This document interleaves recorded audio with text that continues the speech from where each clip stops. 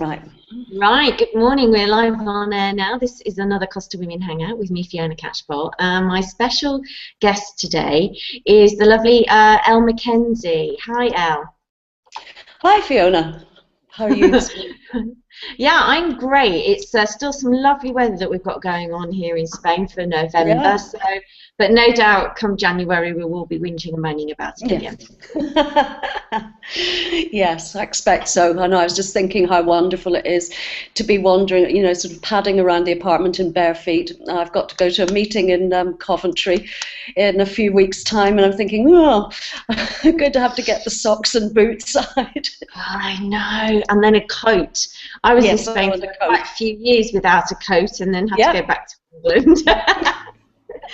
Now listen, we're not a million miles away from each other. I'm up the No, road here in Calahonda and you're down near Estepona. But tell me, indeed. how long have you been living in Spain? Yeah, so I've been here since September 2002.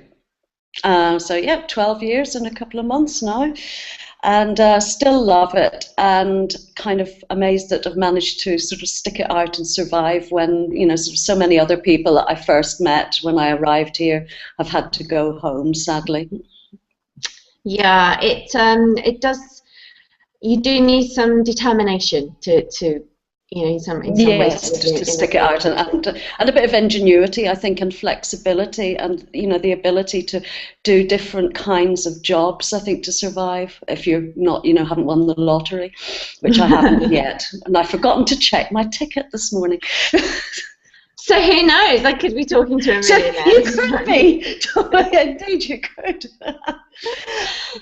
Now, if you've been here a wee while, you've served your Mhm. apprenticeship, obviously, and you'd like to say you've conquered some of the issues and problems that we face moving Mhm. here to a new country. Tell us a Yeah. little bit now about what you actually do here by means of an income or your interests and things like that. Okay. Well, when I first came here, I was writing books for my publisher in London. So I wasn't actually, when I first arrived, I wasn't looking for full-time work, um, because I had several books to write.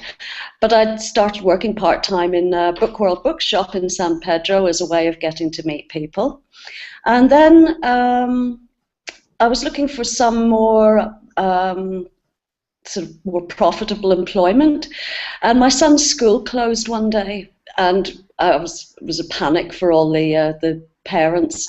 And two of the teachers decided to open another school themselves. And I said, "Would you like an English and history teacher?" And they said, "Oh yes, we'd love to." So for 8 years, I ended up being a teacher of GCSEs and A levels, having never been a teacher in my life before. I came from working at one of the top ad agencies in London, J. Walter Thompson, and being a freelance writer and business information consultant.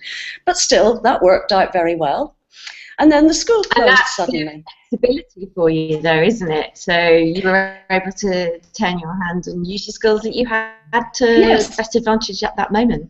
Yeah, and then, the school closed suddenly, and I returned to being a freelance writer, and also discovered blogging. And within a matter of months of deciding to go back to being a freelance writer, I had found with Peppermint Spain office space when writing press releases and blogs and doing social media for them.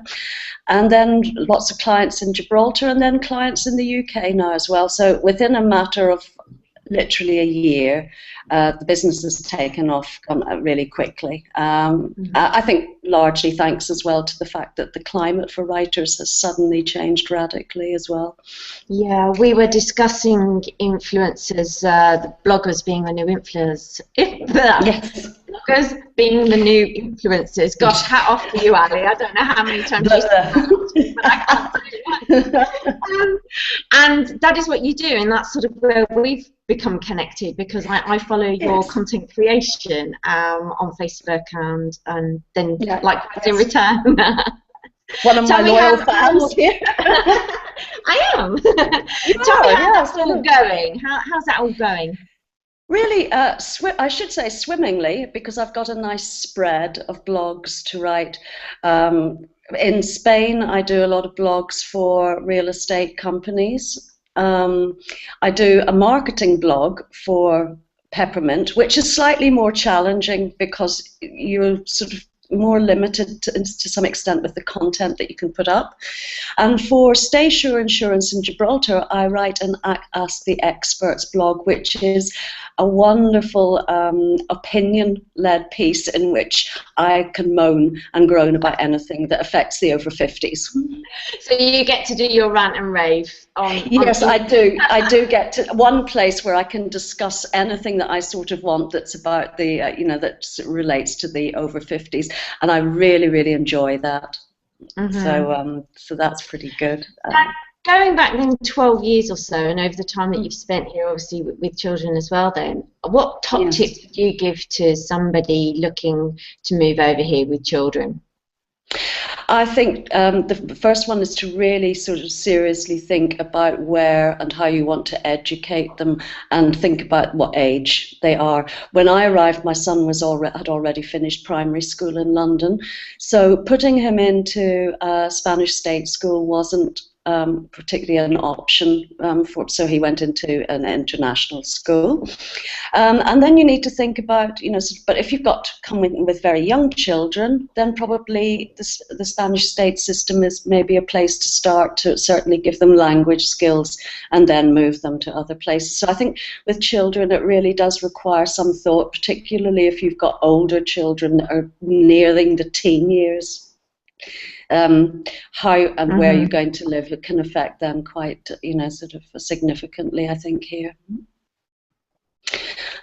So yes. And then when did you join Costa Women, and how has that sort of helped your experience in Spain?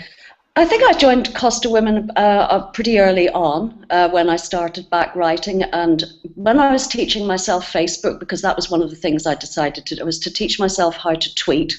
So I hadn't much work for a month, I think it was when I was back in, so I decided to sit down and thought, right, I am going to conquer Twitter. And I met Ali Meehan very, very early on and came across her on Twitter, and she's been a great help. And then, sort of joined Costa Women, and then met yourself, and I think your Facebook classes was a really it's a big, huge help to me into understanding how to use Facebook. But I've still got a long way to go with it, I think. You do very well. You do very well. Don't be misled. She's very good at Facebook. Trust me, she's very good. It's quite well, sort of, I think everybody expects that you should be getting sort of as many followers as Lady Gaga instantly for your clients, and it's trying to make your clients understand that unless they might not feel sort of people don't want to share products necessarily, that it's a hard thing to get people to do, to get likes and shares for products at times, because it's not always terribly sociable or fun. So I'm in favour of making it fun. We've talked about that though, haven't we, with content and social media being social, and sometimes it's hard to portray and explain how it actually really can work and things like that. So I understand where you're coming from on that one.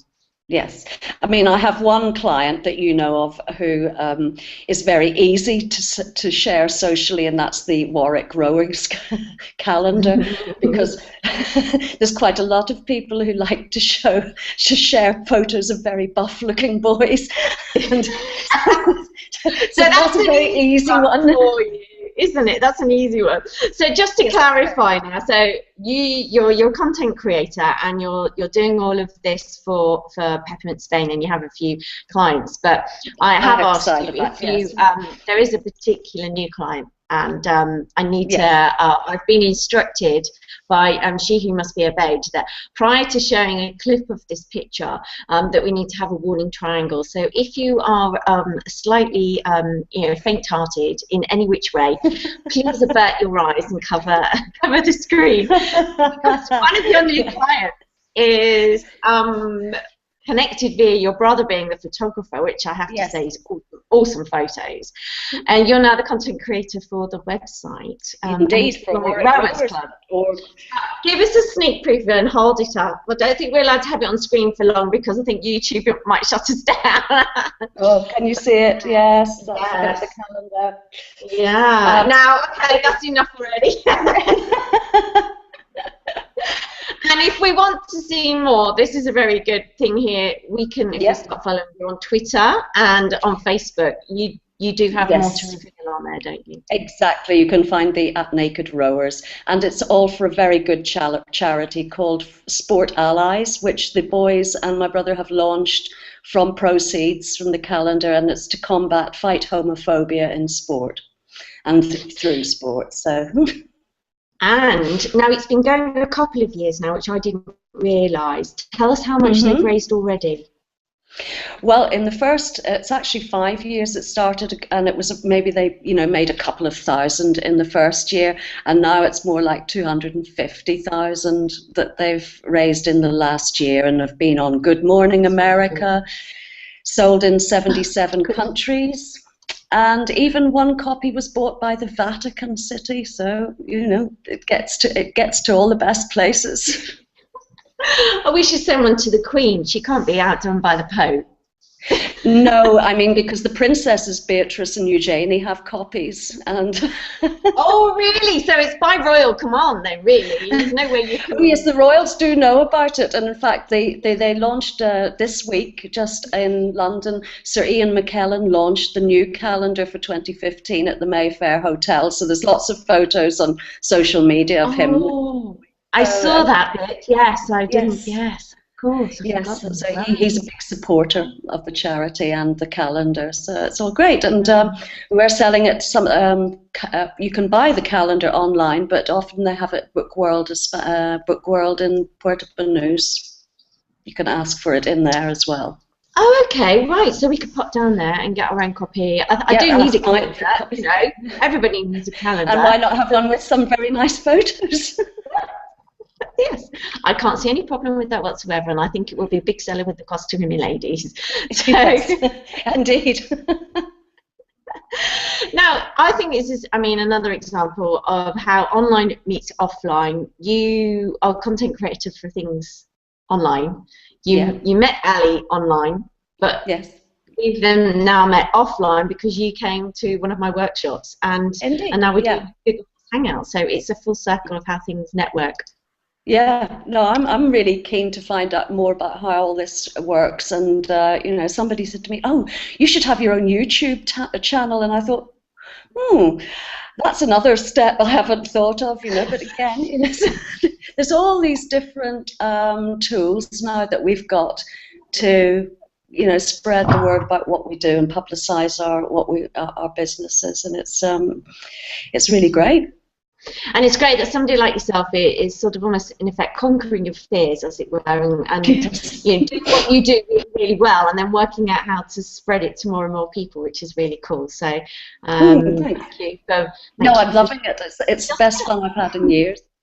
Oh, cool. That's cool. I think the calendar's probably got something to do with that, though. Oh, well, that helps, yes. Running this website running the Warwick Rowers website is going to be quite a challenge, I know, as anybody who's worked with young people will tell you, but it's going to be an interesting one.